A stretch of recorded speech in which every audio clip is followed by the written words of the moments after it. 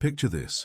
The wooden hull beneath your feet suddenly splits wide open, seawater rushing in like a hungry beast, and you're trapped 300 miles from the nearest shore with nothing but wooden planks and desperate prayers between you and the crushing depths of the Atlantic.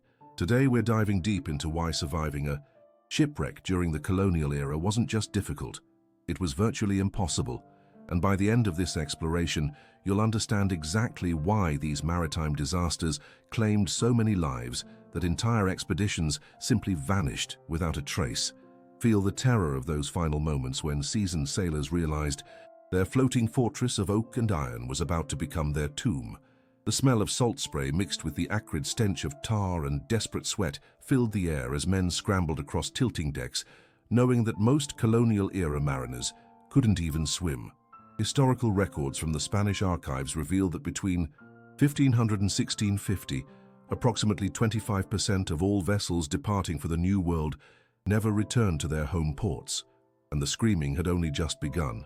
Sense the panic spreading like wildfire through the cramped quarters below deck as icy seawater poured through every crack and crevice in the ship's wooden frame. The Portuguese maritime archives document that colonial ships were constructed primarily from green timber, wood that hadn't been properly seasoned, making them prone to warping, splitting, and catastrophic failure during storms. Passengers and crew alike found themselves trapped in a maze of cargo, livestock, and personal belongings as the vessel listed dangerously to one side. The sound of splintering wood mixed with human screams created a symphony of horror that echoed across the waves. But the ocean was just getting started.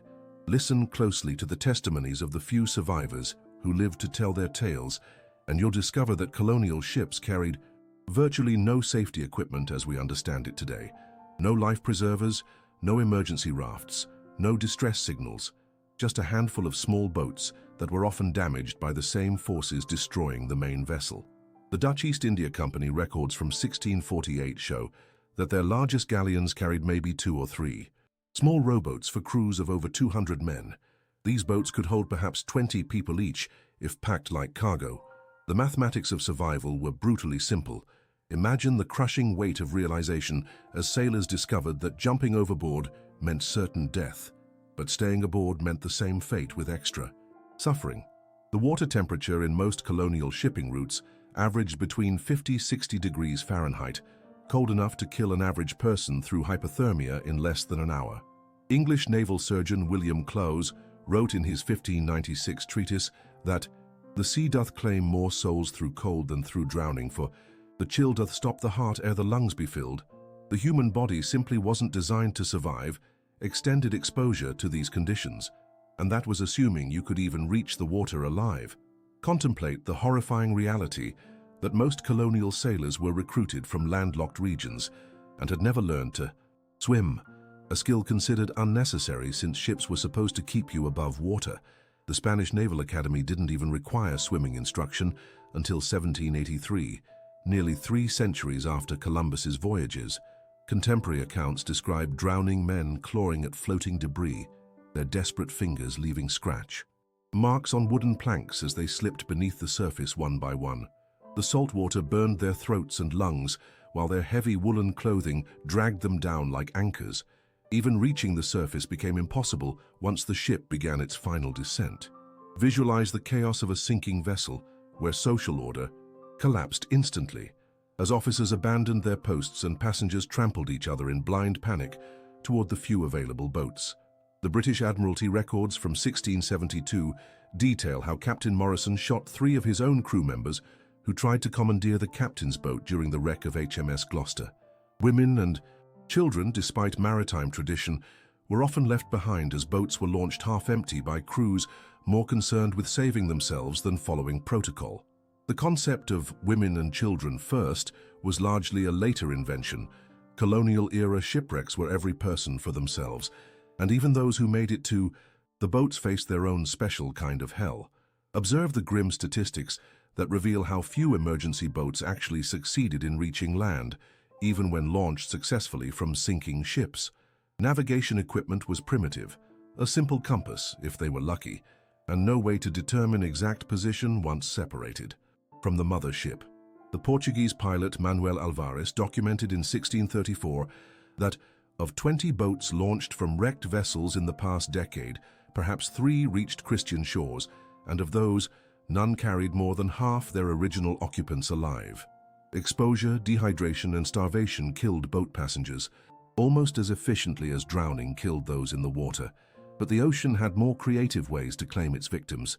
Recognize the brutal truth about maritime predators that turned shipwreck sites into feeding frenzies for sharks, barracuda, and other carnivorous sea life. Contemporary accounts from survivors describe the water around sinking ships turning red as these predators attacked wounded and struggling victims. The French explorer Jean-Baptiste Labarre wrote in his 1722 memoirs about witnessing great white shadows circling beneath the surface, drawn by the scent of blood and the thrash of desperate limbs. Many who survived the initial sinking were consumed before they could even attempt to reach floating debris. If you're finding this historical deep dive as fascinating as it is horrifying, make sure to subscribe and share this video with fellow history enthusiasts. These untold stories of maritime survival deserve to be remembered. The feeding continued for days after ships went down. Analyze the medical impossibility of treating injuries sustained during shipwrecks using the primitive medical knowledge available in colonial times. Ship surgeons, when present, carried basic tools: bone saws, cauterizing irons, and bottles of rum for anesthesia. Dr. Fabricius Hildanus documented in his 1646 surgical manual that wounds sustained in saltwater fester with unusual speed, and without proper cleansing, gangrene claims the limb within days. Survivors pulled from the water often suffered from massive trauma, hypothermia, salt poisoning, and infected wounds that colonial medicine couldn't effectively treat. The lucky ones died quickly from their injuries. The unlucky lingered for weeks in agony before succumbing to infection or organ failure. Evaluate the devastating impact of dehydration and salt poisoning on shipwreck survivors who made the fatal mistake of drinking seawater in their desperation. Colonial-era survivors had no understanding of the physiological effects of consuming saltwater. They only knew that their bodies craved liquid as they floated under the scorching sun. The Spanish physician Francisco Hernandez noted in his 1577 medical treatise that men who drink of the sea become as mad beasts, their tongues swelling black and their eyes rolling white before death claims them. Drinking seawater actually accelerates dehydration by forcing the kidneys to work overtime, removing excess salt, ultimately killing victims faster than thirst alone.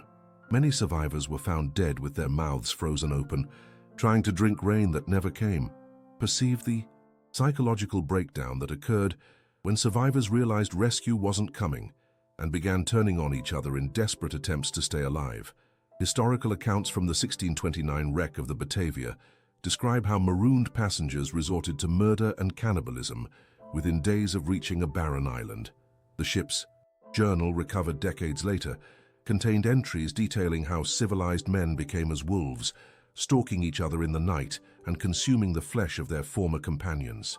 Colonial society provided no framework for dealing with such extreme survival situations, and religious taboos against consuming human flesh crumbled quickly when faced with starvation. The few who were eventually rescued carried psychological scars that never healed.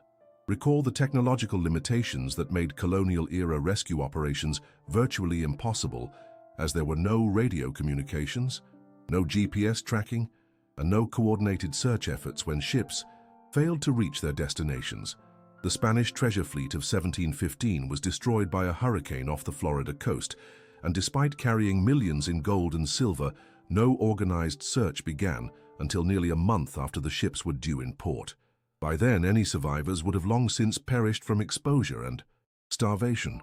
The Dutch VOC records show that ships were simply written off as lost at sea if they failed to arrive within 6 months of their expected date. Families never learned what happened to their loved ones. The ocean kept its secrets. Understand the cruel irony that many colonial ships sank within sight of land, close enough for survivors to see the shoreline, but too far to reach it through the treacherous surf and rocky coastlines that characterized much of the New World.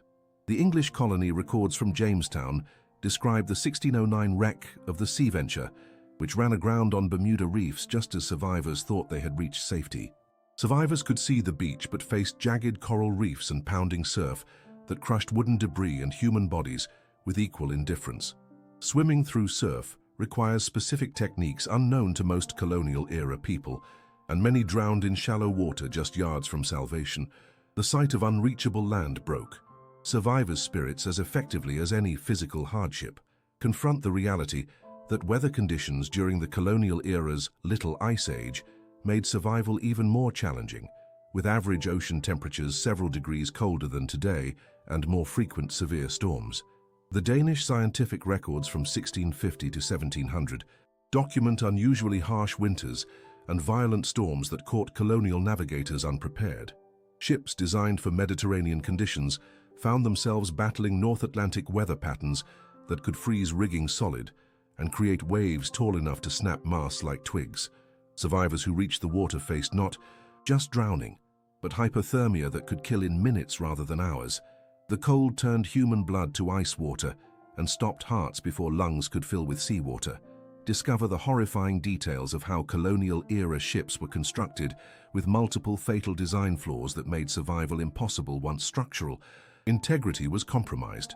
Maritime archaeologist Robert Marx's analysis of 16th-century shipbuilding techniques reveals that colonial vessels used iron nails that corroded rapidly in salt water, creating weak points throughout the hull. Additionally, the tar and oakum used to seal gaps between planks became brittle over time, allowing water to pour in through thousands of tiny openings simultaneously. When these ships began taking on water, they sank with shocking speed, often in less than 15 minutes from the first major breach to complete submersion. There was simply no time to launch boats, gather supplies, or organize any kind of evacuation. Conclude with the sobering recognition that surviving a colonial-era shipwreck required not just luck, but a nearly impossible combination of perfect circumstances that almost never aligned in reality.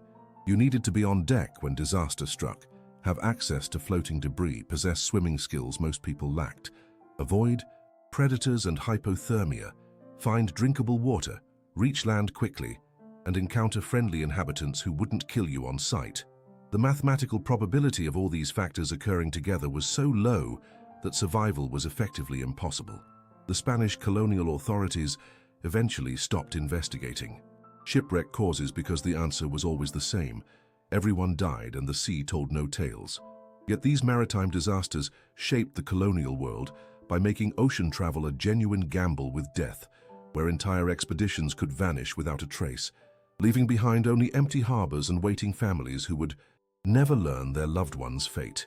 The wooden ships that carried European civilization to distant shores were magnificent achievements of human engineering and ambition, but they were also floating death traps that claimed hundreds of thousands of lives during the colonial era.